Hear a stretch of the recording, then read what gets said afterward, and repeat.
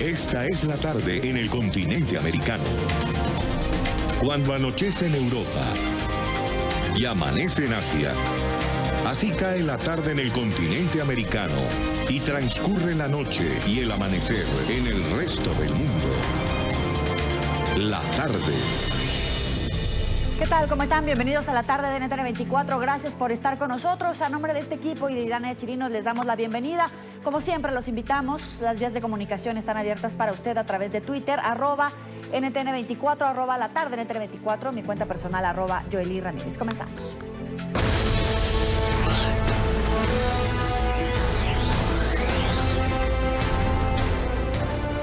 Comenzamos en Nueva York, donde iniciaron los eventos previos a la Asamblea General de la ONU que comienza mañana.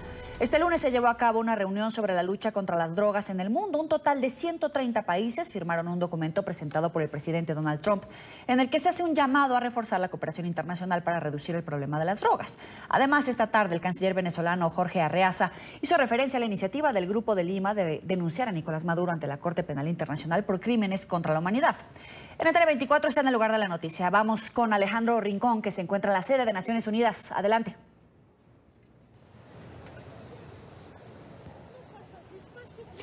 Hola Joely, televidentes del Canal de las Américas. Me conecto con ustedes esta tarde de lunes desde los jardines de la sede general de Naciones Unidas, organismo internacional que ha empezado ya a establecer los primeros acuerdos como parte del periodo de sesiones número 73 de la ONU.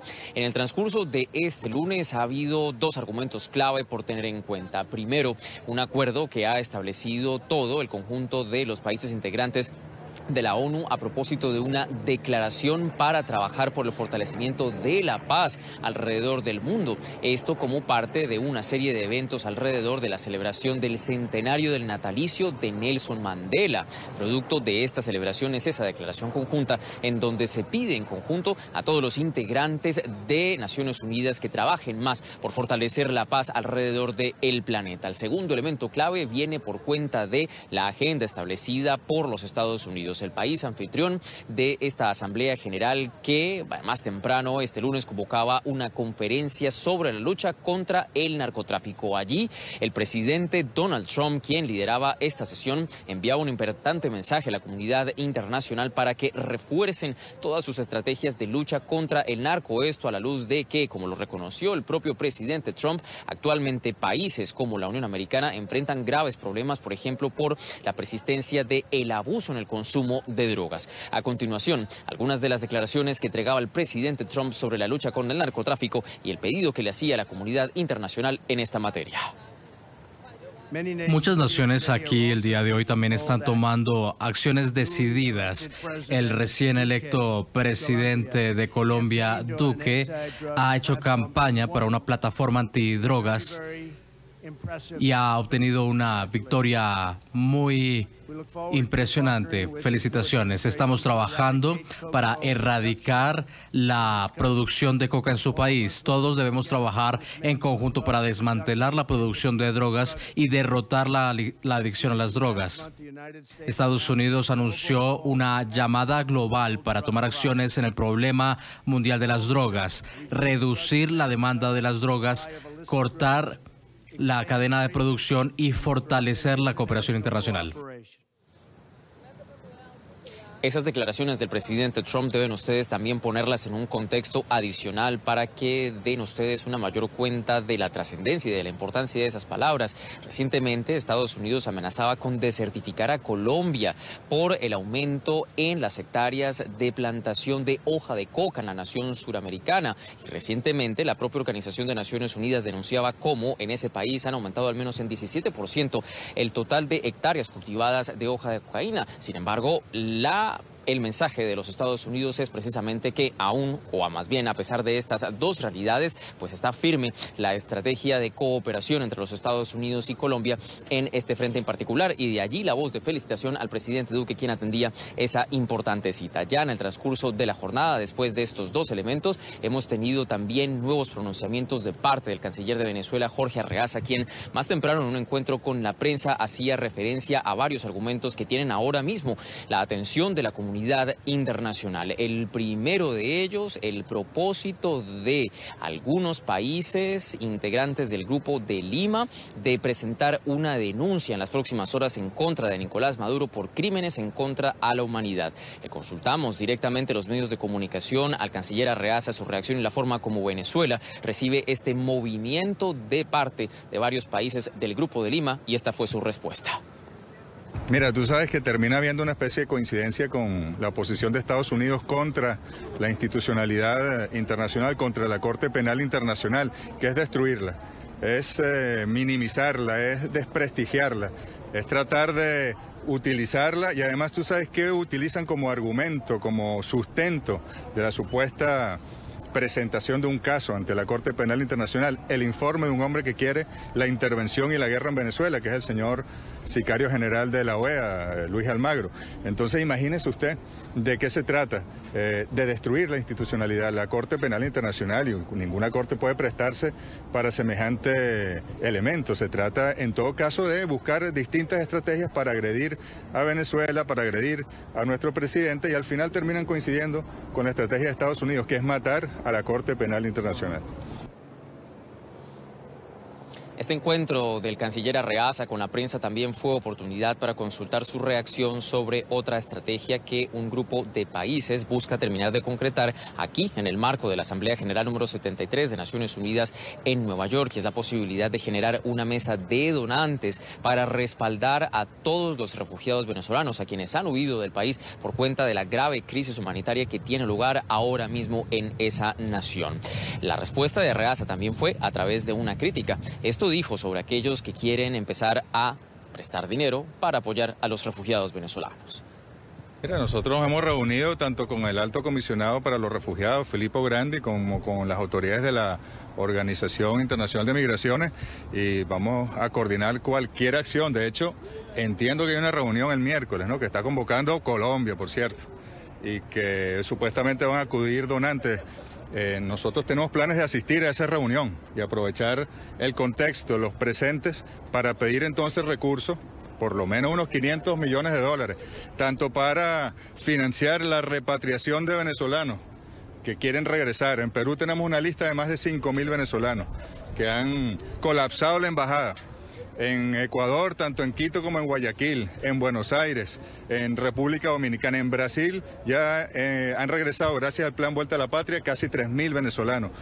Y también, ¿por qué no entonces, si se trata de eso, pedir recursos para indemnizar a Venezuela por la inversión que ha tenido que hacer para recibir a por lo menos 6 millones de latinoamericanos, de los cuales por lo menos 4,5 millones son colombianos en nuestro país? Esas palabras del canciller Arreaza, no sabemos hasta dónde finalmente él va a poder lograr cumplir su propósito. Esa mesa de donantes es una iniciativa de algunos países, entre ellos los que integran el Grupo de Lima, y al momento no se sabe si Venezuela va a estar invitada a esa reunión. Él asegura que van a buscar la forma de poder estar allí, pero hasta ahora no se sabe cómo. En todo caso, son estas declaraciones, todo lo que ha sucedido alrededor del llamado a la comunidad internacional para luchar contra el narcotráfico, el tema de la construcción de la paz, y estas declaraciones del canciller Arreaza las que hasta el momento marcan la jornada de antesala a lo que mañana, en el transcurso del martes, veremos como la primera fase del debate general de presidentes, de jefes de Estado y de gobierno, que tienen la misión de introducir a todo el mundo hacia los retos que plantea la comunidad internacional para el siguiente año de trabajo de Naciones Unidas, algo que NTN 24, el canal de las Américas, sigue siguiendo aquí, desde el lugar de la noticia. Joely, todo lo que tenemos para ustedes por ahora. Continúen con más en la tarde. Gracias, Alejandro. Muy buena tarde para ti. Y a propósito de la Asamblea General número 73 de la ONU, ¿usted sabe para qué se creó este organismo? Vamos a verlo.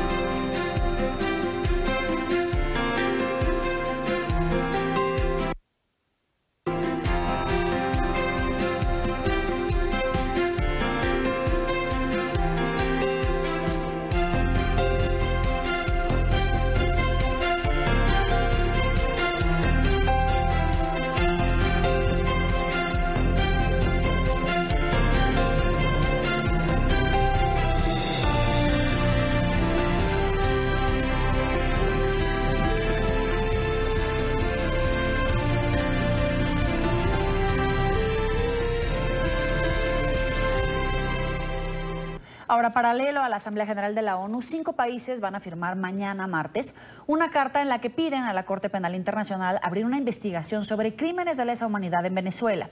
Los firmantes serían Colombia, Perú, Argentina, Chile y Paraguay. La misiva irá acompañada de 2 informes. Uno elaborado por la Oficina del Alto Comisionado para los Derechos Humanos de la ONU, en el que se documentan ejecuciones extrajudiciales, torturas y detenciones arbitrarias durante las protestas antigubernamentales de 2017. El otro documento es el que redactó un grupo de expertos designado por el secretario general de la OEA, Luis Almagro. De más de 40 países. Cuando son las 5 de la tarde con 12 minutos en Nueva York, revisamos otras noticias de la agenda informativa del día. Es noticia el pedido de la Fiscalía General de Venezuela que le solicita a la justicia española la extradición de los esposos Claudia Díaz y Adrián Velázquez, acusados de enriquecimiento ilícito. Díaz fue enfermera de Hugo Chávez y tesorera del Estado venezolano, y su esposo, jefe de seguridad del fallecido mandatario. El abogado de la pareja aseguró que se trataría de una persecución política. Nuestro periodista Marcelo Moncayo realizó el siguiente informe. Hola, ¿qué tal? Saludos para ustedes en la tarde, amigos televidentes. De este día muy temprano aquí en la Audiencia Nacional se realizó la audiencia de extradición hacia Venezuela de Claudia Díaz, quien en su momento fue la enfermera del expresidente venezolano Hugo Chávez. Para su abogado, todo este procedimiento demuestra que existiría persecución política. En la Audiencia Nacional Española se celebró la vista para decidir sobre la extradición a Venezuela de Claudia Patricia Díaz Guillén, quien es solicitada por la Fiscalía de su país por supuesto blanqueo de capitales de más de 2.000 millones de dólares durante los 2 años que ejerció como tesorera del régimen, como responsable del Fondo para el Desarrollo Nacional, Fonden, de donde fue cesada al mes de que falleciera el presidente Hugo Chávez, de quien también fue su enfermera. Su abogado considera que no hay fundamento jurídico para autorizar la extradición y habla de persecución política. Es decir, procesalmente hablando no se ha cumplido ningún requisito, no sabemos qué han hecho, mandan una orden que está anulada y además estas personas quiero que sepan que han pedido asilo político, tienen una argumentación muy sólida frente a las autoridades españolas y el proceso de asilo político se ha iniciado. Jurídicamente hablando no existe ninguna razón para dar esta extradición, no existe. Y además resulta que quien la solicita, bueno, pues están acusados a nivel internacional de ser violadores de derechos humanos. Pues si no hay una razón jurídica, solo queda una, que es la persecución política.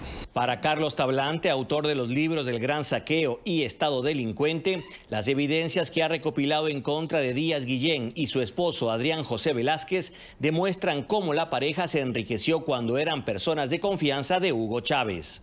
Yo creo que allí lo que hay es un conflicto entre grupos o bandas de esas que se fueron adueñando de nuestro país, de lo que nosotros hemos definido como la delincuencia organizada financiera, que realizaron negocios ilícitos con ganancias grotescas con el diferencial cambiario, y luego apareció la investigación periodística de los papeles de Panamá, que pusieron en evidencia un balance patrimonial tanto de ella como de su esposo, el capitán Adrián Velázquez. Ella es mayor, la mayor Claudia Díaz, y su esposo, el capitán Adrián Velázquez, que venían de tener una carrera militar hasta mediocre, ¿no?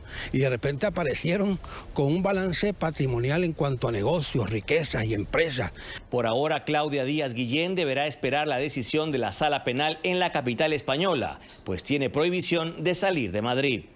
Televidentes de la tarde, y en los próximos días también se espera que se realice la audiencia de extradición a Venezuela de Adrián Velázquez, esposo de Claudia Díaz, quien en su momento fue jefe de seguridad de Hugo Chávez. Este es el informe para la tarde. Marcelo Moncayo, NTN 24, Madrid. Es noticia el colombiano Iván Velázquez, jefe de la Comisión Internacional contra la Impunidad en Guatemala, quien recibió el Nobel Alternativo de la Fundación Right Livelihood Award. El premio resaltó el innovador trabajo de Velázquez al exponer el abuso de poder y enjuiciar la corrupción. En noticia argentina, donde comienza la semana de paros, movilizaciones y cortes de calles contra las políticas económicas del gobierno de Mauricio Macri, los trabajadores de la educación de la provincia de Buenos Aires realizan una huelga de 36 horas que afecta a miles de alumnos. La Central de Trabajadores Estatales junto a las organizaciones sociales se movilizan a Plaza de Mayo para el acto central contra las políticas de ajuste y el acuerdo con el Fondo Monetario Internacional. Nuestro periodista Federico Juanto tiene más información. Adelante. Hola, ¿qué tal amigos de la tarde? Y este es un escenario que es similar a lo que va a suceder en el día de mañana, porque ahora se realiza un paro de 36 horas por parte de los trabajadores de la educación, como así también acompaña este paro distintas organizaciones sociales en el acto realizado en la Plaza de Mayo. Lo cierto es que en el día de mañana va a haber un paro, pero más contundente aún, que va a afectar a todos los trabajadores estatales de la Argentina. Lo cierto es que esto ocurre en medio de que el gobierno de Mauricio Macri está en tratativas con el Fondo Monetario Internacional y esta crisis económica que afecta tanto a los argentinos. Una vez más, docentes y funcionarios no se pusieron de acuerdo para sanear el conflicto educativo y los gremios de los trabajadores de la educación decidieron comenzar una huelga de 36 horas que afecta a miles de alumnos. Muy bueno poder plantear cuál es la situación en la que estamos, que nos lleva a tomar estas determinaciones de realizar las medidas de fuerza que hemos hecho a lo largo de todo este año. Puntualmente en la provincia de Buenos Aires estamos desde comienzos del año del ciclo lectivo reclamándole al gobierno de la provincia de Buenos Aires la discusión paritaria, que no es únicamente una mesa salarial lo que estamos pidiendo, sino que también planteamos cuestiones muy fuertes que tienen que ver principalmente con la infraestructura. Nosotros hasta ahora no hemos tenido por parte del gobierno de María Eugenia Vidal ninguna oferta que contemple la integralidad que necesitamos que tenga esa oferta salarial. Esto es que lo podamos recibir quienes estamos hoy trabajando en las escuelas, pero también que lo reciban los jubilados y las jubiladas. Pero el conflicto no es solo salarial, sino también infraestructural. Desde el gremio de los trabajadores de la educación anunciaron que las medidas de fuerza continuarán si no hay una respuesta por parte del gobierno nacional. Aún hoy hay muchas escuelas en la provincia de Buenos Aires. Hemos llegado a tener más de 800 escuelas en la provincia de Buenos Aires sin clases, justamente porque las condiciones de infraestructura no son las mínimas de seguridad.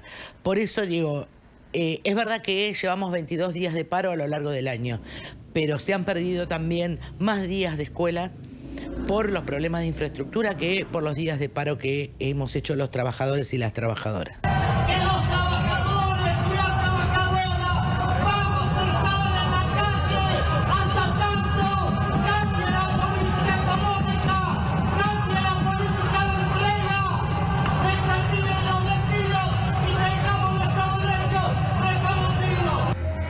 En medio de esta discusión que parece no tener fin entre el gobierno y los sindicatos de los trabajadores de la educación, se encuentran perjudicados los que decimos siempre, aquellos que están en el medio de la discusión, que son los propios alumnos. En la provincia de Buenos Aires, como recién decía, 22 días sin clases, y en distintas provincias del país, en algunos casos, supera esa cantidad de días que los chicos no han podido ir a los cursos. Lamentablemente la situación es complicada. En medio de todo esto, el gobierno de Mauricio Macri todavía continúa en Nueva York realizando las tratativas de lo que podría llegar a ser el nuevo ajuste económico a implementar por parte de la gestión de Mauricio Macri. Desde Buenos Aires, esta es la información. Continuamos con ustedes en el Centro Internacional de Noticias. Hasta luego. Hasta luego. Y hablando de Argentina, desde Nueva York, el presidente Mauricio Macri dijo a nuestra cadena aliada Todo Noticias que las negociaciones con el Fondo Monetario Internacional están avanzando en buenos términos. Según el gobierno argentino, en los próximos días podría alcanzar un acuerdo con el Fondo Monetario Internacional que incluirá fondos adicionales a los 50.000 millones de dólares pactados en junio para garantizar el financiamiento del Ejecutivo.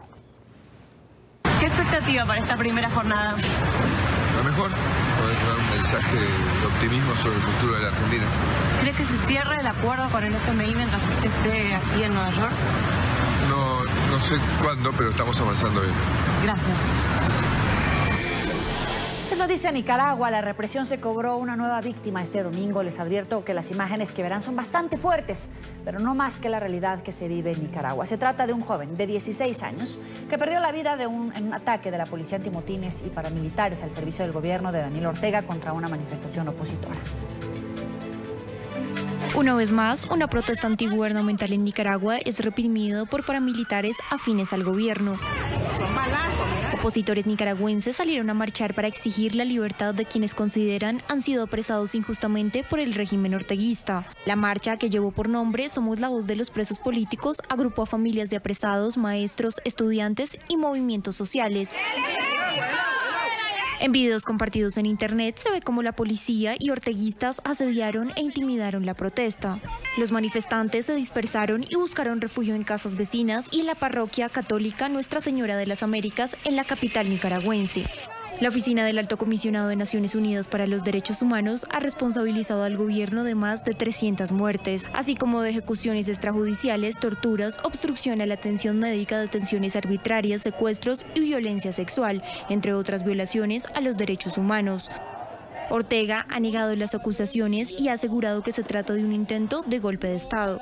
Las manifestaciones contra Daniel Ortega comenzaron el pasado 18 de abril por una fallida reforma a la seguridad social y han continuado para exigir la renuncia del presidente y el adelanto de las elecciones, a lo que el mandatario ya se ha negado en diferentes ocasiones. La Asociación Nicaragüense Pro Derechos Humanos elevó hoy a 512 el número de personas que han perdido la vida durante la crisis sociopolítica de Nicaragua. A través de un comunicado titulado Somos la voz de los presos políticos, condenaron la violencia registrada en la marcha del día de ayer. Para analizar este tema, saludamos al doctor Álvaro Leiva Sánchez, secretario de la Asociación Nicaragüense Pro Derechos Humanos. Gracias por estar con nosotros. Bienvenido. Buenas tardes, Joely. Gracias por darnos la oportunidad de promover y defender los derechos humanos de los nicaragüenses en este medio de comunicación. ¿Qué información han podido recabar respecto a los hombres armados a bordo de motocicletas que habrían disparado contra civiles que se manifestaban e incluso a un periodista que desempeñaba su labor en las protestas? Bueno, realmente en Nicaragua está más que claro que existe una crisis profunda de la violación a los derechos humanos con consecuencias en la región lamentable para el tema de los derechos humanos de los nicaragüenses. El día de ayer, evidentemente, una vez más, el gobierno del Estado de Nicaragua reprimió uno de los derechos fundamentales que le asisten a los nicaragüenses, como es el derecho de protestar cívica y pacíficamente como un derecho humano y como un derecho constitucional. Esto dejó como resultado en la marcha Somos la voz de los presos políticos alrededor de 6 heridos de gravedad, un muerto de nombre Max Andrés Romero de 16 años, un niño prácticamente, ¿verdad? Que es lo más lamentable en esta crisis de violaciones a los derechos humanos, y un número incuantificable, innumerable de personas afectadas producto de las balas de goma, golpes por gases lacrimógenos y alrededor de más de 20 detenidos en la protesta cívica que se dio el día de ayer, 23 de septiembre, en Nicaragua.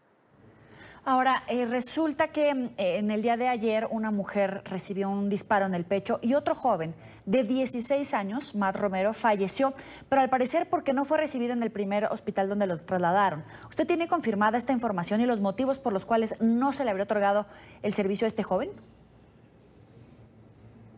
A derechos humanos que más se está dando en Nicaragua por parte del gobierno del Estado nicaragüense, y es el hecho de que miramos una atención a las víctimas producto de la protesta que sale lesionada, es decir, está una falta de atención médica especializada como un derecho a la salud y como un derecho humano que debe de asistirles como una obligación del Estado para con sus ciudadanos. Eso ha venido marcando de manera directa, de manera permanente, en todos los casos de todas las muertes que hasta el día de hoy, en 158 días de calendario, en un informe preliminar que presentamos como organismo de derechos humanos, del 19 de abril hasta el 23 de septiembre, está marcando una cantidad de muertos de 512 ciudadanos nicaragüenses, lamentablemente. Sí, doctor, pero el sentido de mi pregunta es porque sería de mucha gravedad que los hospitales y los médicos estuvieran siendo obligados a no atender a este tipo de pacientes que resultan agredidos en una manifestación por órdenes directas del gobierno. ¿Tienen información al respecto o cuál es la información que han logrado recabar sobre los motivos para no atender a este joven? Recordémonos que la institucionalidad en el tema de las instituciones públicas en Nicaragua no existe. En principio, en Nicaragua lo que se viene dando es destrucción hacia la institucionalidad, la democracia y respeto a los derechos humanos. Evidentemente, en los centros hospitalarios pertenecientes al Ministerio de Salud, o sea, la atención médica pública, realmente es manipulada por un gobierno que es hostil e indiferente hacia el cumplimiento de los derechos humanos de los nicaragüenses. Este es un tema que nosotros lo hemos venido señalando de manera constructiva al Estado. Sin embargo, existe un Estado que ha sido ciego, sordo y mudo frente a los señalamientos constructivos en materia de respeto a los derechos humanos de sus ciudadanos. En este caso, Nicaragua es uno de los factores que hace hacer más difícil la situación de los derechos humanos que hoy están enfrentando los nicaragüenses. Ahora, también se registraron detenciones ilegales, persecución de manifestantes que lograron escapar de los disparos y al tratar de refugiarse en una iglesia o en otras calles fueron detenidos. La escalada de violencia y de violación al derecho de libre manifestación, al perseguir, atacar y detener civiles, ¿está creciendo? ¿Está llegando a un punto de no retorno? Bueno, en principio, hoy en día el actuar y la función policial definitivamente está fuera del marco constitucional y fuera de los instrumentos jurídicos de protección hacia los derechos humanos de los nicaragüenses. Hoy en día, las detenciones que se están dando hacia todos los ciudadanos que protestan cívica y pacíficamente como un derecho humano y como un derecho constitucional, simplemente son detenidos de forma ilegal sin existir órdenes de captura y allanamiento de morada emanada por un juez competente o el Poder Judicial, lo cual nos ha generado alrededor de 1.303 ciudadanos que han sido secuestrados prácticamente o que su detención es ilegal, fuera del marco de la ley, de ciudadanos que simplemente nunca tuvieron razón de ser detenidos y que están guardando hoy prisión de manera ilegal, violándosele sus derechos humanos y que han sido parte ya de ser presos políticos en el Estado nicaragüense. Solamente por confirmar, usted dice que son 512 muertos y 1.303 los secuestrados o detenidos. De este porcentaje de 1.303, ¿cuáles ya tienen un proceso?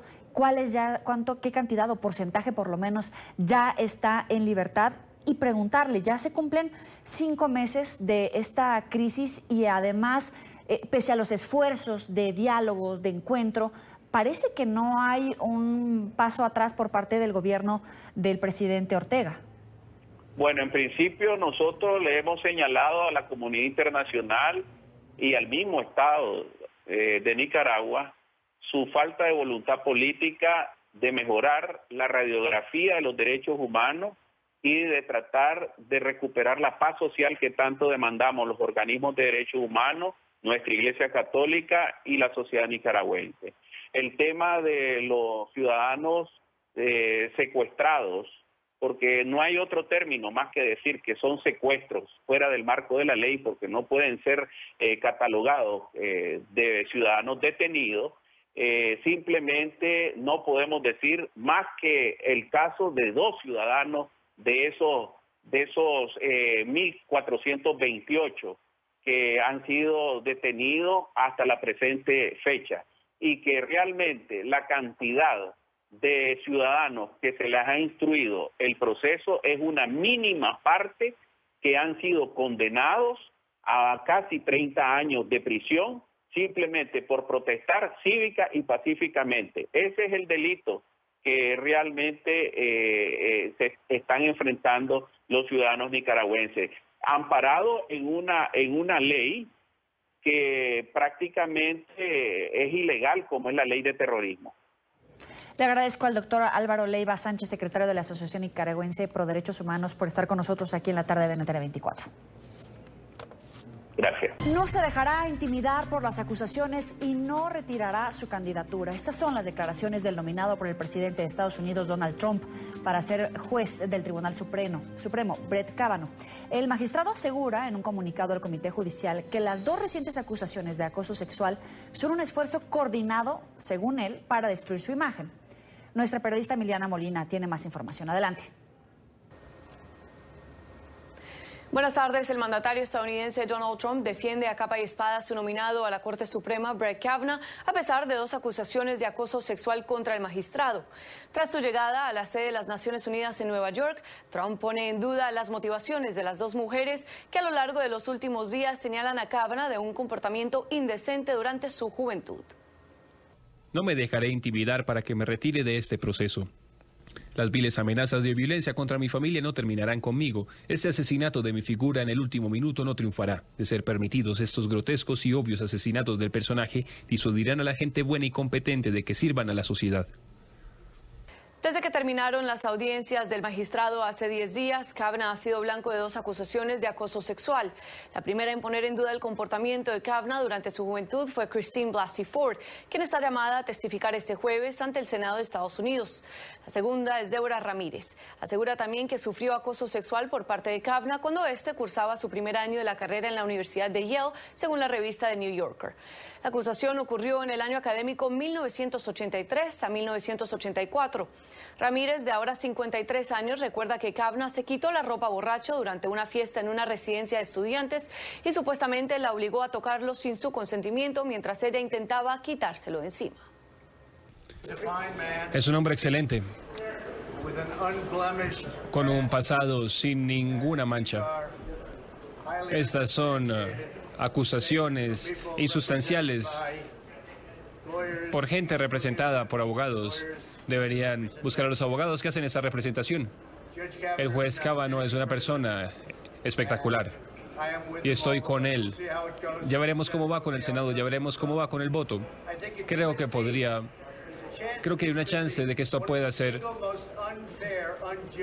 una de las cosas más injustas que le pueda pasar a un candidato para cualquier cosa. Pero estoy con el juez Kavanaugh y espero con mucha ansia una votación y que la gente que salga de la nada desde hace 36 años, 30 años, que nunca lo haya mencionado y de repente todo sucede, en mi opinión, es completamente político, completamente político. Kavanaugh ha negado rotundamente ambas acusaciones, pero estas están dilatando el proceso de confirmación del juez para llegar a la Corte Suprema. Según algunos legisladores demócratas, el resultado de estas audiencias jugarán un papel importante en la era del movimiento Me Too.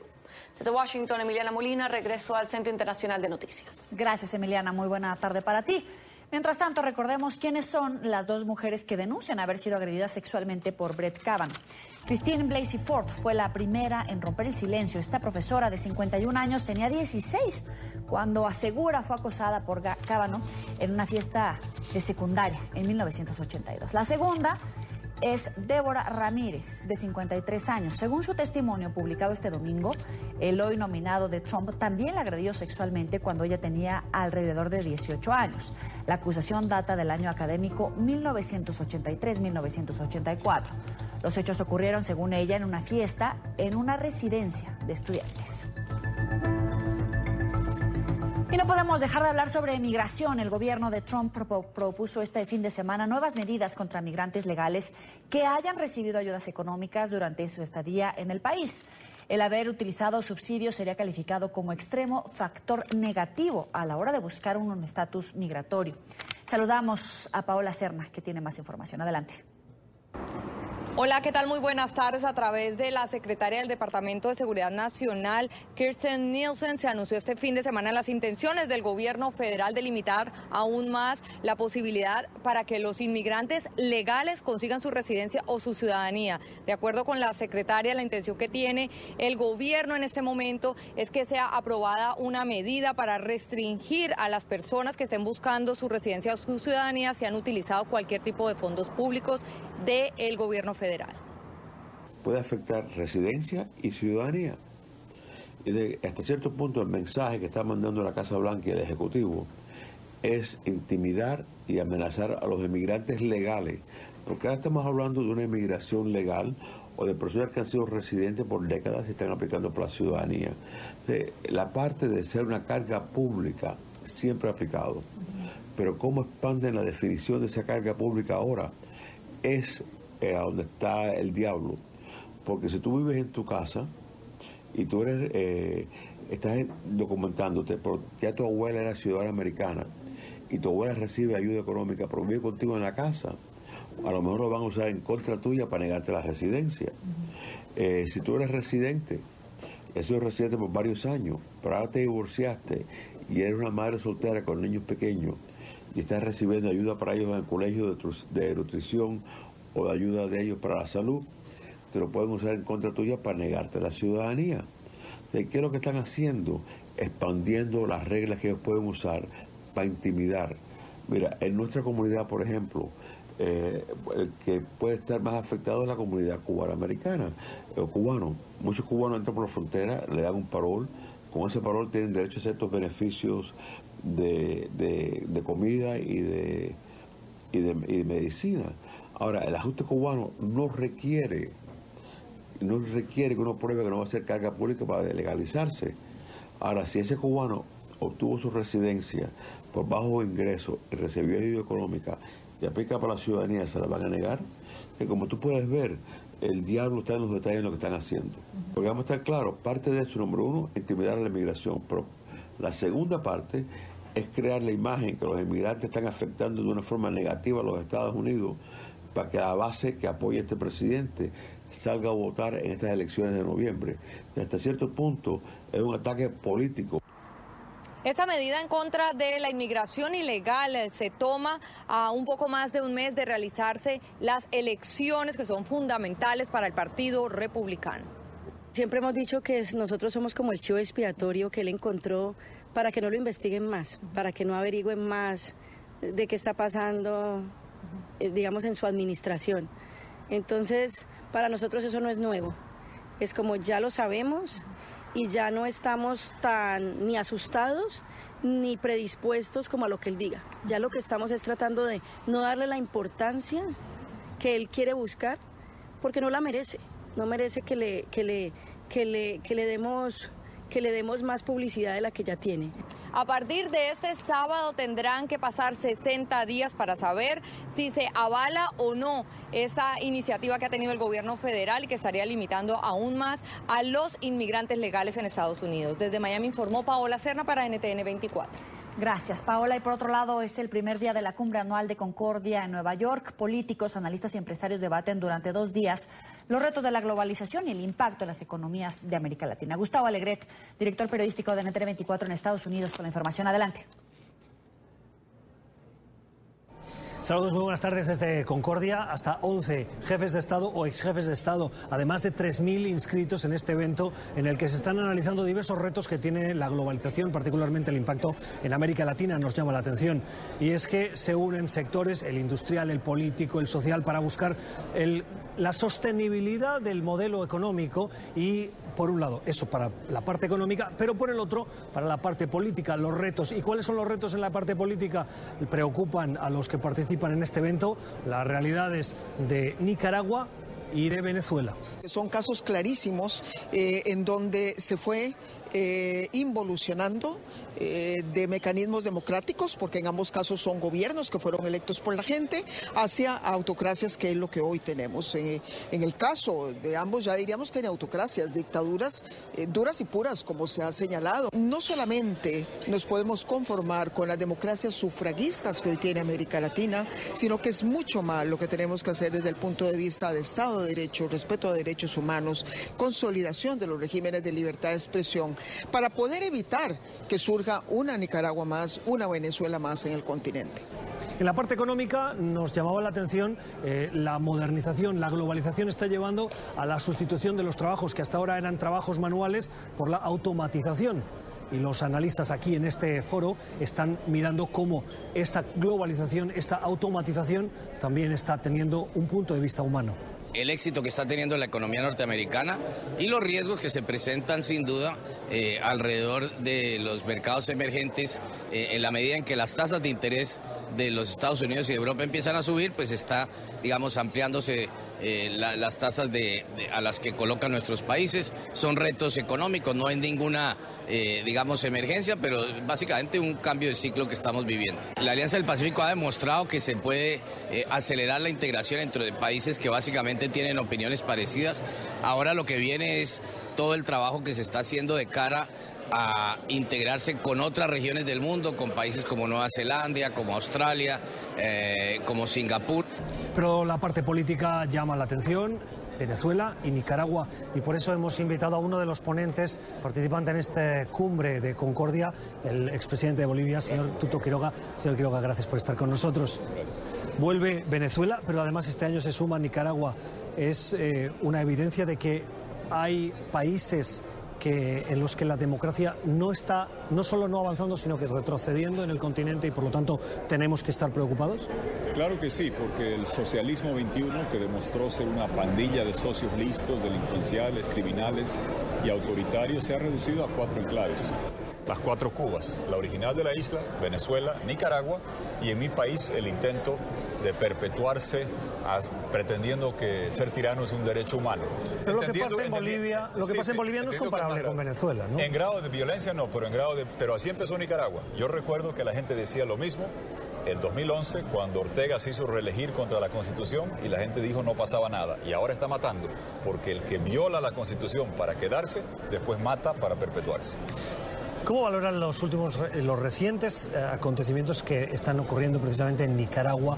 Ha habido protestas, pero la respuesta del gobierno no solo no está siendo dialogante, sino que lo que estamos viendo es presencia de paramilitares y parapoliciales en las calles. Es la receta autoritaria que vimos en Venezuela en 2017, represión sanguinaria, cárcel para el que protesta, amordazar a la prensa.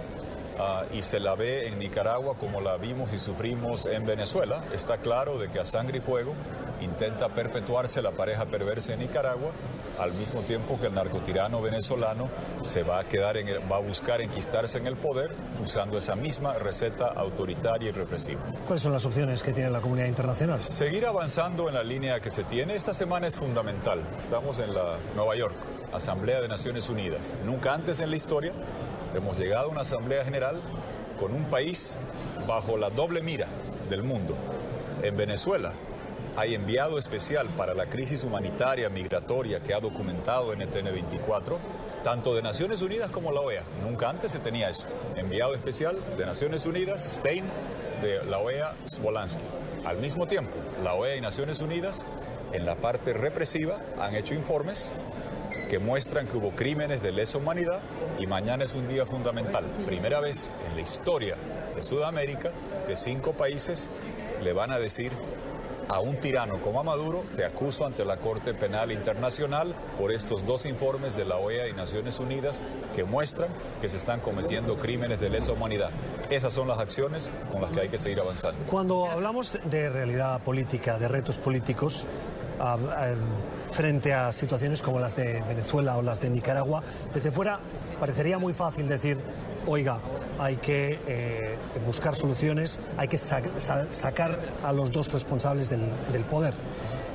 Pero eso no es tan fácil. La Realpolitik tiene que ofrecer alternativas a estos dirigentes. ¿Cuáles son esas alternativas que tienen? Mire, lo que yo pienso es que hay que combinar 2 cosas. La resistencia interna que se sigue dando en Venezuela. Acaban de arrestar un periodista, acaban de arrestar a gente por hacer videos mofándose del tirano Maduro, que en un acto de glotonería porcina, mientras su pueblo muere de hambre, para en Estambul a darse una gula y esa cena. Hay que seguir en la resistencia, y en lo externo hay que seguir aplicando toda la presión.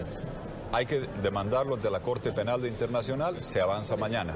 La pregunta es por qué se le sigue dando el dinero del petróleo a Maduro, para que se lo robe o para que el vampiro cubano se lo siga chupando y llevando. Es hora de que el dinero del petróleo venezolano se ponga en una cuenta de fideicomiso a ser desembolsada para comprar comida y medicina bajo autorización del Congreso. Es hora de que el Grupo de Lima cumpla lo que dijo el 21 de mayo, desconocer a Maduro rompiendo relaciones, negar cualquier crédito sin aval del Congreso. China ha anunciado que le va a dar dinero. ¿Qué dice el Grupo de Lima? ¿Por qué calla? Es hora de que el Grupo de Lima cumpla cuando dijo que iban a hacer una intervención humanitaria para llevarle medicina a un pueblo que está enfermo.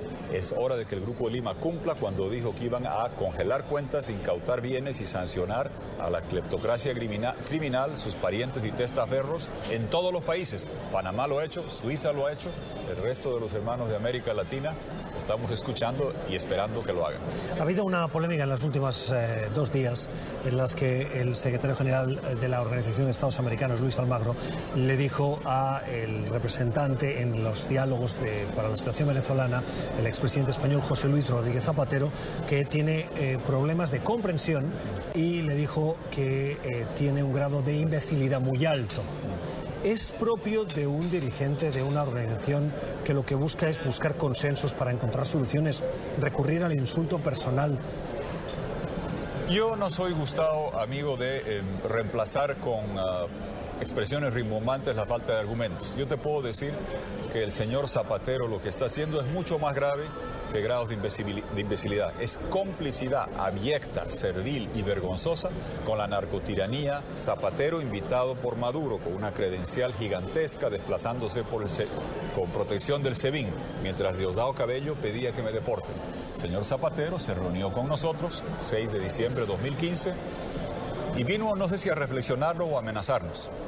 Y le dijimos que era un cómplice de la dictadura. Y salió con las cajas destempladas porque hace un daño enorme. ¿Qué dijo a esa acusación que ustedes le hacían sin cámaras? En ese momento, sin cámaras, de frente, mire, salió pálido y lívido.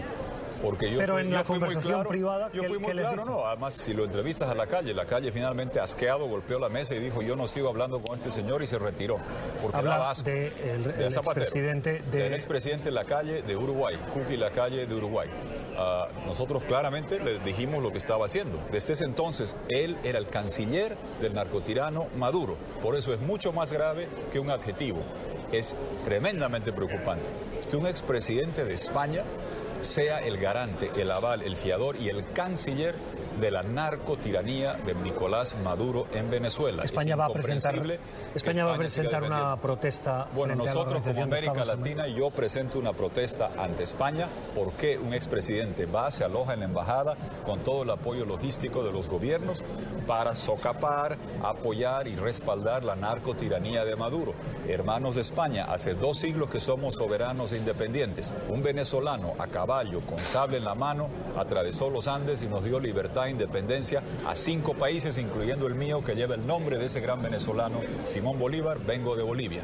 A nombre de ese espíritu de Bolívar, les pedimos que si van a hacer algo ahora, es ayudar a recuperar democracia y libertad en Venezuela, en Nicaragua, y no la complicidad de Zapatero. Ojalá que la repudien y la rechacen abiertamente y que dejen de apoyar sus innumerables viajes para sostener al narcotirano Maduro. Estamos terminando ya. ¿Cómo valora la respuesta de Tabaré Vázquez, que ha dicho que critica el comportamiento, las palabras de su compatriota y miembro de partido, Luis Almagro? Mire, yo no soy uruguayo, pero que un uruguayo critique la encomiable labor, la heroica y titánica tarea de Luis Almagro en defensa de la democracia y libertad es triste. Se habla mucho de las relaciones que hay con Chávez, de negocios familiares. Dios sabe lo que habrá detrás de ello, pero que un uruguayo critique a Luis Almagro cuando defiende la democracia de Venezuela es como un uruguayo critique a Luis Suárez y pida que el Barcelona lo venda y lo saque del equipo. Triste, y sobre todo más triste que diga que no va a ser reelecto en 2020. Señor Tabaré Vázquez, usted no va a ser presidente del 2020. El próximo gobierno de Uruguay determinará si sigue apoyando la encomiable tarea de Almagro. Espero que lo haga. Desde Concordia es todo. Los debates continuarán y, como ven, la cuestión venezolana continúa formando parte fundamental de esa mirada hacia América Latina desde este foro regional e internacional que se hace en Manhattan. Gracias por seguir con nosotros en la tarde de NTN 24. Bienvenidos a los que se suman a esta segunda hora del programa. A nombre de Irania Chirinos, como siempre, les damos la bienvenida. Las vías de comunicación están abiertas para usted a través de las cuentas de Twitter. Vamos a avanzar. Los gobiernos de Colombia, Chile y México rechazaron categóricamente las acusaciones del régimen de Venezuela sobre una supuesta participación de sus embajadas en Caracas en el presunto atentado del pasado 4 de agosto contra Nicolás Maduro. Según el vicepresidente de Comunicaciones venezolano, Jorge Rodríguez, uno de los 3 detenidos este fin de semana confesó haber visitado las oficinas diplomáticas donde le ayudarían a huir hacia la frontera colombo-venezolana. Los 3 países calificaron los señalamientos de infundados y calumniosos. Decidió exhortar. Vamos a analizar este tema con Carlos Sánchez Berzaín, director del Instituto Interamericano para la Democracia y politólogo. Gracias por estar con nosotros. Bienvenido. Encantado, buenas tardes. Un saludo a usted y a toda su audiencia. Como le decía, Jorge Rodríguez pidió explicaciones a las embajadas de Chile, México y Colombia tras la presunta confesión de un detenido por el fallido atentado contra el presidente Maduro. ¿Cuál sería el cauce legal correspondiente de ser toda esta información correcta y comprobada respecto a una reclamación de Venezuela a otros países? Bueno, primero hay que poner esto en contexto. Estamos hablando de la declaración de un funcionario de un régimen probado como dictatorial. El régimen de Venezuela es una de las dictaduras castrochavistas del hemisferio, de las Américas.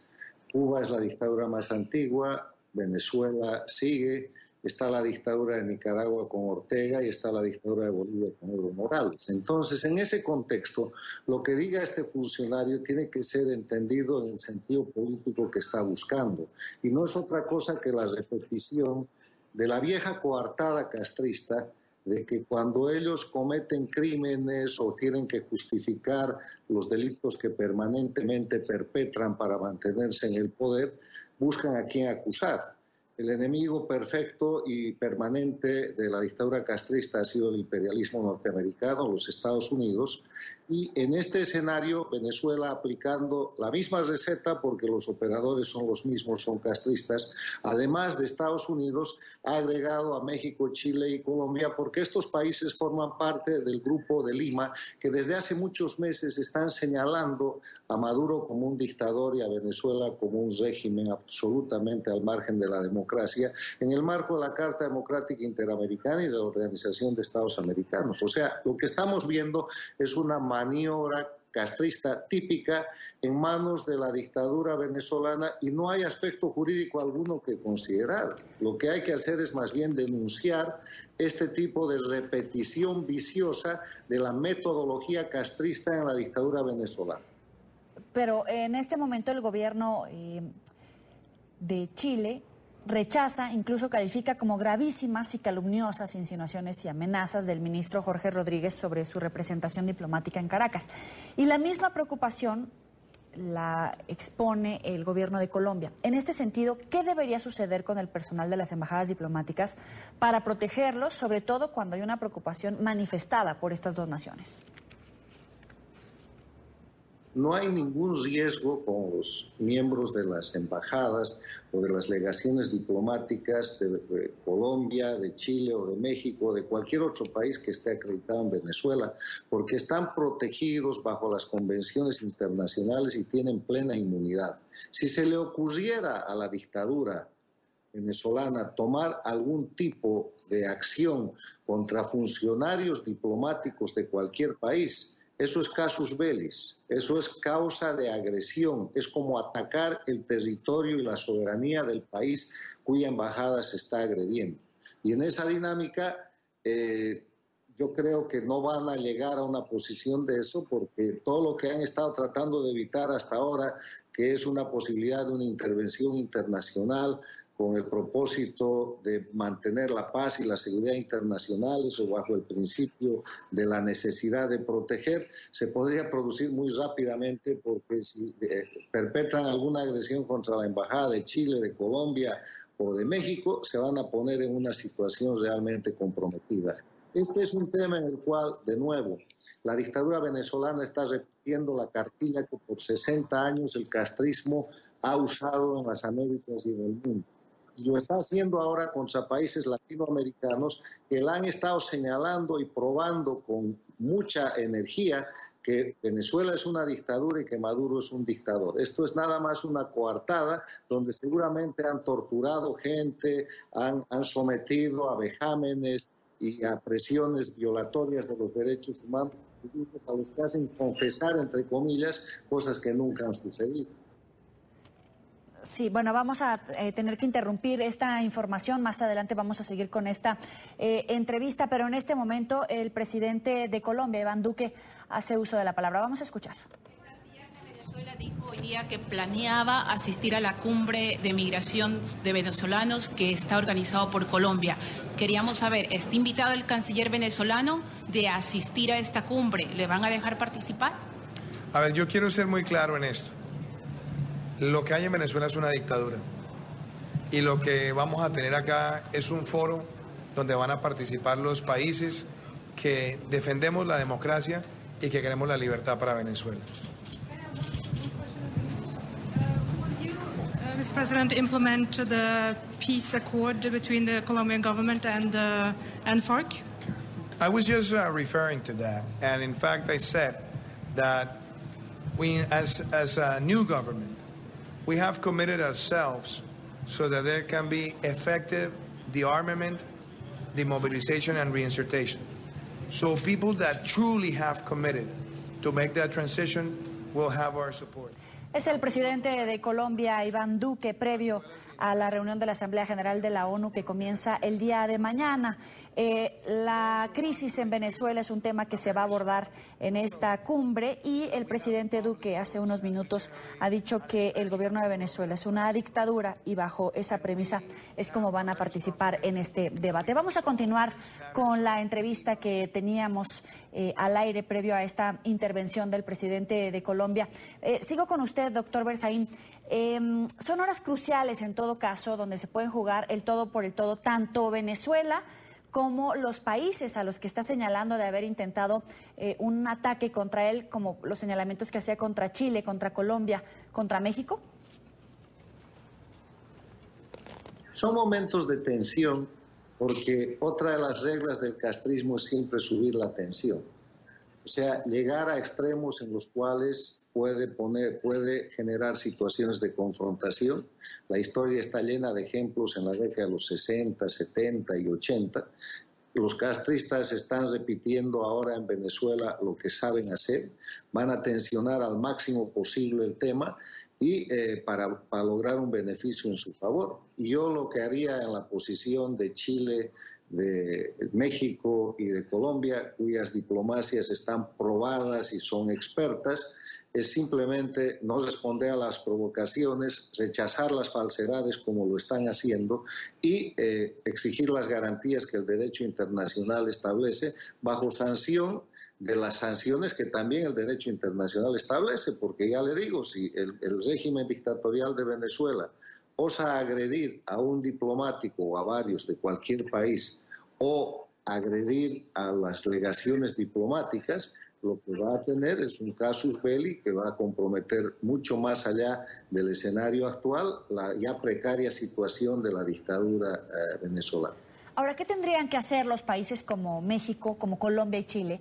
Porque si bien rechazan estas acusaciones que tildan de gravísimas, de calumniosas, de infundadas, también hay una parte legal bastante grave en que un país como Venezuela está acusando de este tipo de delitos a otros países de intentar participar en un atentado contra el presidente. Legalmente, ¿cuál tendría que ser el proceder de estas tres naciones para rechazar legalmente las acusaciones por parte de Venezuela? No hay legalidad porque los tribunales de justicia, los sistemas de investigación y todo el aparato que debería generar una investigación adecuada en Venezuela están en manos de la dictadura. Ahí no hay legalidad alguna, no hay legalidad bajo tortura, no hay legalidad con presos políticos, no hay legalidad con violación de los derechos humanos y no hay legalidad con jueces y fiscales que responden al régimen y que están dispuestos a hacer cualquier infamia para proteger la dictadura. O sea, los jueces y fiscales e investigadores de Venezuela están en la misma situación que los jueces, fiscales e investigadores de la Cuba castrista o de Corea del Norte. Son dictaduras, ahí no hay ninguna legalidad. Y frente a eso, lo único que puede hacer usted es rechazar la falacia, la mentira, la manipulación de los hechos que se está produciendo, y a mí me parece eso lo más adecuado. Ahora, la dictadura venezolana, como lo hace el sistema castrochavista, va a llenar esta propaganda y va a tratar de victimizarse. Este es un esfuerzo en una estrategia de Venezuela para tratar de presentar al dictador, al sanguinario Maduro, como una víctima y para tratar de legitimarlo y de mover el eje de la confrontación donde Maduro es el responsable de la crisis humanitaria, es el responsable de las masacres, la violación de derechos humanos a convertirlo en víctima. Ahora, es la primera vez que 5 países van a acusar a Nicolás Maduro como un tirano ante la Corte Penal Internacional. Y le quiero hacer la siguiente pregunta. Todas estas acusaciones, todas estas informaciones y el contenido político puede ser utilizado en algún momento en la Corte Penal Internacional. Todas las averiguaciones que han sostenido diversos organismos internacionales. Obviamente que sí, porque hay que ver en qué nivel está la violación de los derechos humanos para obtener las supuestas confesiones. Usted ha visto, por ejemplo, es un caso muy notorio, el caso del diputado Requesens. Lo han detenido, lo han torturado, lo tienen preso, pese a ser un representante nacional y miembro de la Asamblea de Venezuela. Lo han obligado, y se han visto las fotos, se han visto las imágenes, después de drogarlo y de humillarlo, hacer unas declaraciones que no tienen ningún valor ni ningún sentido.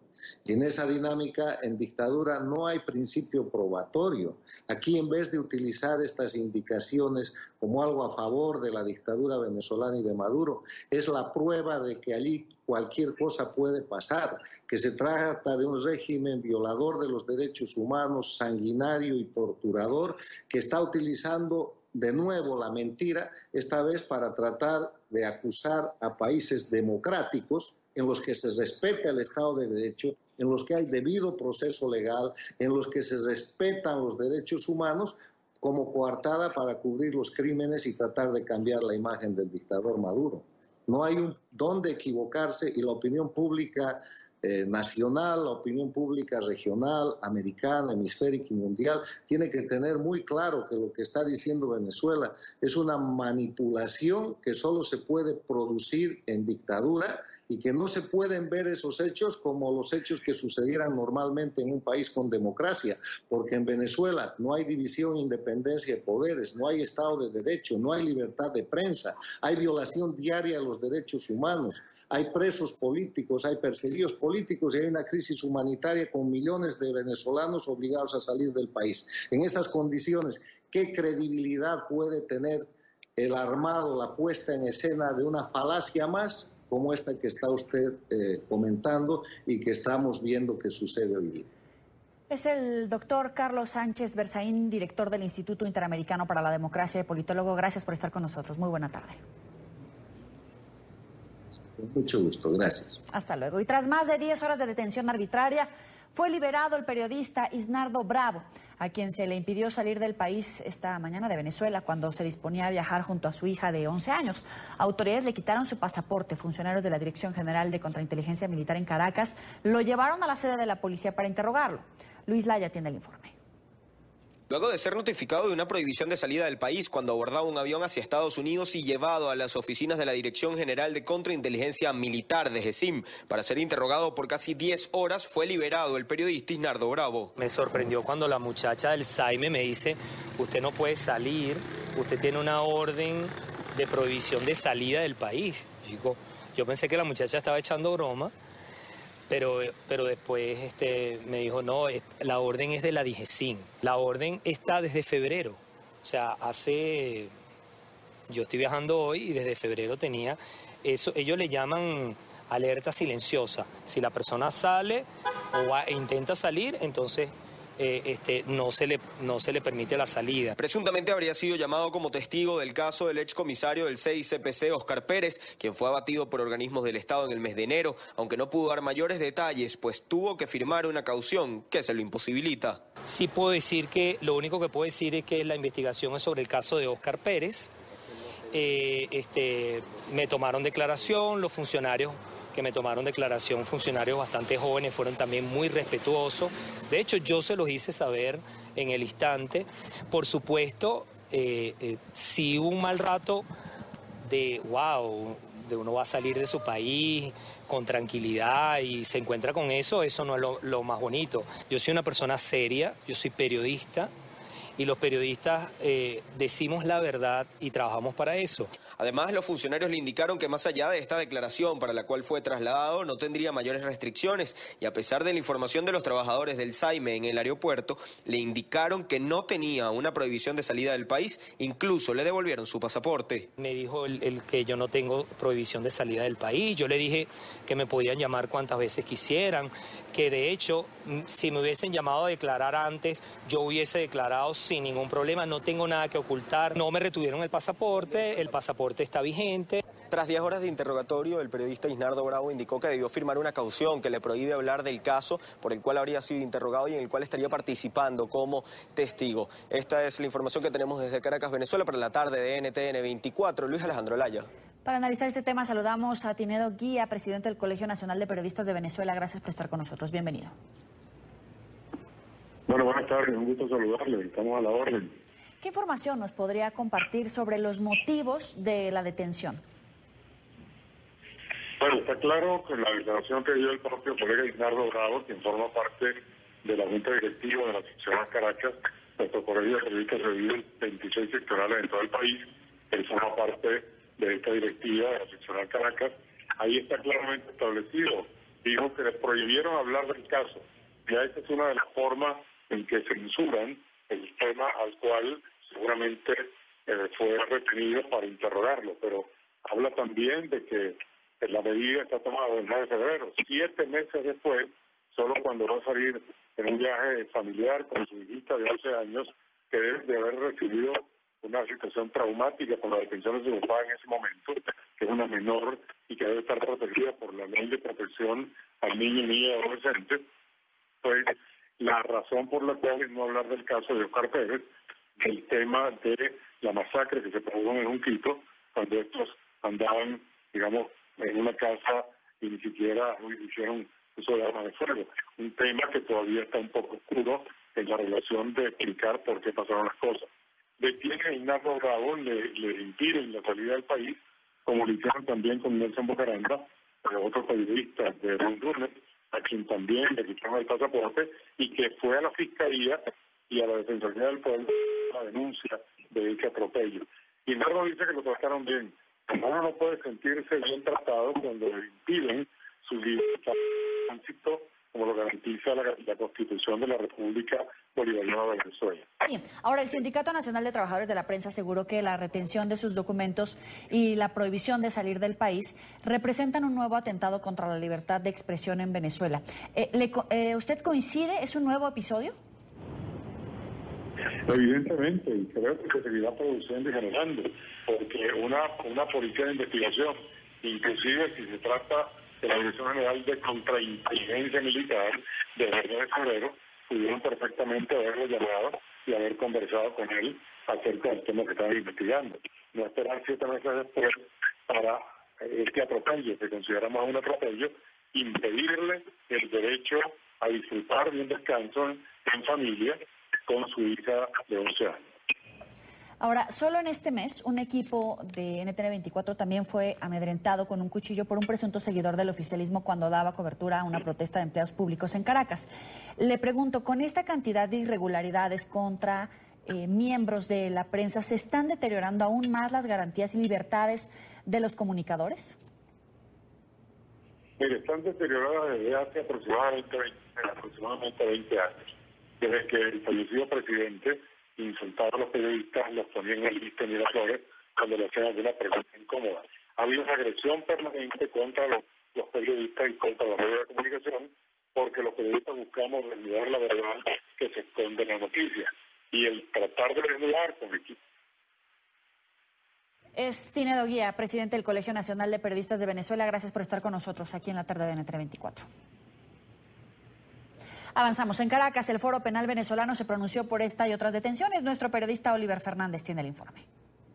Para el Foro Penal venezolano, esta detención representa una violación a la libertad de expresión. Pues evidentemente lo rechazamos como rechazamos todas las detenciones arbitrarias. Pero en este caso en particular hay una situación todavía más importante, porque se está hablando probablemente de una violación al derecho a la libertad de expresión. Y se trata de la detención de un periodista que de manera libre, los periodistas, eso lo saben todos ustedes, se les debe, así como los defensores de derechos humanos, garantizar su protección. ¿Para qué? Porque los periodistas son también auditores Los periodistas no son para repetir como loros lo que el gobierno quiera que digan. El Foro Penal exhortó al mundo periodístico y a las organizaciones defensoras de derechos humanos a pronunciarse. Y creo que aquí también yo le pido la solidaridad a todas las organizaciones de derechos humanos, que ya sé que varias se han pronunciado, pero también la solidaridad a todo el mundo del periodismo, a todos los periodistas, que este es un momento, porque así como los defensores de derechos humanos nos aliamos y de alguna forma rechazamos lo que nos ocurre a todos, aquí el mundo del periodismo, los periodistas todos deben unirse en rechazo cuando se trata de la detención arbitraria de un periodista, porque hoy le pasa a este señor, a Isnardo Bravo, y mañana le puede pasar a cada uno de ustedes que está aquí. También respondieron a la acusación del ministro de Comunicación, Jorge Rodríguez, quien señaló a esta organización de crear una matriz de opinión para favorecer a quienes atentaron en contra del presidente Maduro. Y estamos disponibles, quiero decirle, para el gobierno nacional, para poderle aclarar cualquier situación, porque siempre lo hemos hecho. Incluso quiero decirles que muchas de las detenciones y la lista de presos políticos incluso nos las ha pedido el gobierno nacional y se la hemos enviado. Nosotros estamos aquí para apoyar a las víctimas, para apoyar a aquellas personas que denuncian. El Foro Penal es una organización que se encarga de defender los derechos humanos sin discriminación. El abogado Gonzalo Imiop indicó que jamás han estado dentro del juego político. Nuestra defensa de los derechos humanos, nuestro trabajo, nuestra actividad no discrimina ni sigue lineamientos políticos de ningún tipo.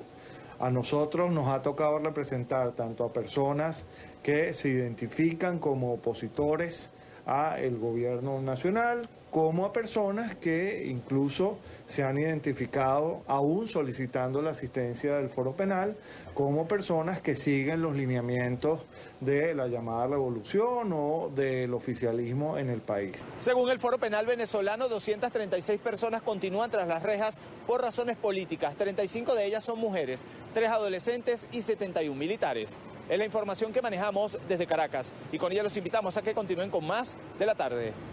Vamos a una pausa aquí en la tarde. Al regreso en México, Amnistía Internacional pidió al presidente Enrique Peña Nieto autorizar la Comisión de la Verdad sobre el caso Iguala. Ya volvemos. Gracias por seguir con nosotros en la tarde de NTN 24. A tan solo 2 días de que se cumplan 4 años de la desaparición de 43 estudiantes en Ayotzinapa, México, Amnistía Internacional señaló que durante todo este tiempo el gobierno federal se ha dedicado a encubrir la verdad. Mediante un comunicado, la organización recordó que en junio pasado un tribunal federal ordenó la creación de una comisión especial de investigación para la verdad y la justicia, pero el gobierno ha efectuado esfuerzos coordinados para presentar cerca de 200 recursos legales que buscan a toda costa evitar que se concrete la creación de la comisión. En esta parte del programa nos acompaña Tania Reneaun, directora ejecutiva de Amnistía Internacional México. Gracias por estar con nosotros. Bienvenida. Hola, buenas tardes. Gracias, Joyly, por invitarnos al programa. ¿Qué significa que el gobierno entrante, el gobierno encabezado por Andrés Manuel López Obrador, a través de Alejandro Encinas, vaya a crear esta comisión que va a investigar el caso Ayotzinapa, cuando el actual gobierno, el encabezado por Enrique Peña Nieto, ha hecho este tipo de esfuerzos coordinados para que no sea así? ¿Es un golpe para el gobierno de Peña Nieto en todo caso? Bueno, el gobierno de Peña Nieto no necesita más golpes o más señalamientos de su ineficacia. Nos ha demostrado en reiteradas ocasiones que no ha tenido un compromiso muy claro con los derechos humanos, que no ha reconocido la crisis de los derechos humanos y que, a pesar de haber permitido que la Comisión Interamericana, a través del Grupo Interdisciplinario de Expertos Independientes, vinieran e hicieran las pesquisas correspondientes, después no aceptó esas recomendaciones a cabalidad. Y la muestra de esa no aceptación es que al día de hoy no sabemos el paradero de los 43 estudiantes. Tenemos una verdad histórica hecha y formulada desde las organizaciones gubernamentales, desde los organismos gubernamentales, que no ha sido corroborada y que no da garantías de satisfacción para las víctimas. Yo diría que la señal que ha dado el presidente electo Andrés Manuel López Obrador es una señal de esperanza, sobre todo de esperanza para las víctimas y de búsqueda de la verdad, que es lo que las personas en México necesitamos reconocer y necesitamos apegarnos a ese principio de búsqueda de verdad. Pero si nos vamos a los números, el Estado mexicano ha gastado más de 64 millones de dólares en esta investigación, que no tiene una sola sentencia condenatoria en un expediente de 54,000 hojas que no conducen a ningún lado. ¿Cuál es el saldo en materia de derechos humanos según Amnistía Internacional? Creo que el saldo en materia de derechos humanos para el caso de Ayotzinapa puede dividirse en 3 aspectos. El primero es la reparación del daño a las víctimas, es decir, las víctimas, los padres, las madres que están en búsqueda de sus hijos no tienen una verdad a la cual adherirse, a la cual creer, una verdad técnicamente formada y correcta. Lo segundo es que el saldo es que la ciudadanía, las personas que vivimos, que transitamos en México, las personas mexicanas, los extranjeros que viven en este país, necesitamos saber la verdad de los hechos, porque es un acto de construcción de la ciudadanía. Y el gobierno de Enrique Peña Nieto ha roto de poco a poco ese pacto de ciudadanía que está obligado a formular y que está obligado a traer como jefe de gobierno. Y el tercer elemento, que me parece que es el más grave, es la señal de impunidad. Un caso tan grave, un caso tan paradigmático, que no tenga ni una sola sentencia condenatoria, que el grupo interdisciplinario de expertos de la Comisión Interamericana haya dicho que prácticamente todas las personas detenidas han sido sometidas a tortura, es una señal no solamente de ineficiencia institucional, sino de ruptura institucional, una ruptura en la investigación de los delitos, una ruptura de la verdad y una ruptura de la eficacia institucional. Estamos frente a un fracaso del Estado. Ahora, crear una comisión 4 años después de estos hechos, ¿con cuál hoja de ruta para el siguiente gobierno?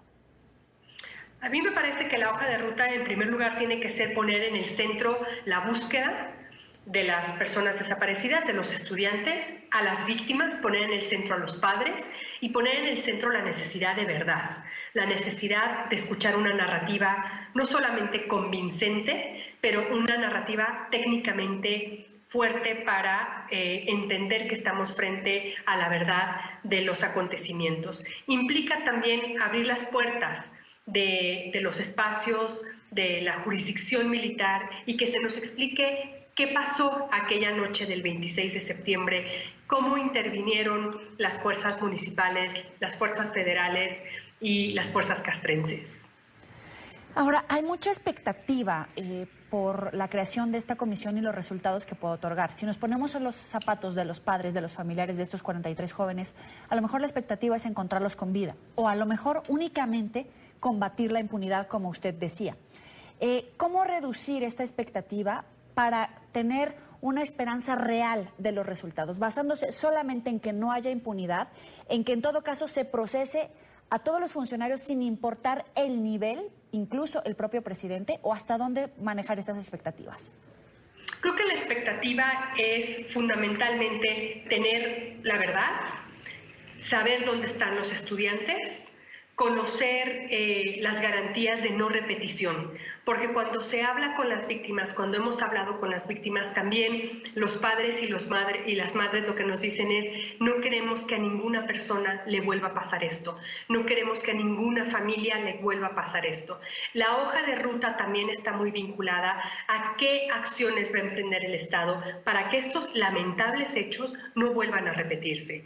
Y en cambio estamos a 4 años después ante un escenario casi dantesco en México, con las noticias de fosas clandestinas que se hallan en Jalisco, que se hallan en Veracruz, con tal cantidad de personas muertas que ni siquiera los servicios médicos forenses pueden darse abasto, y hay camiones refrigerantes paseando por el país con los cadáveres.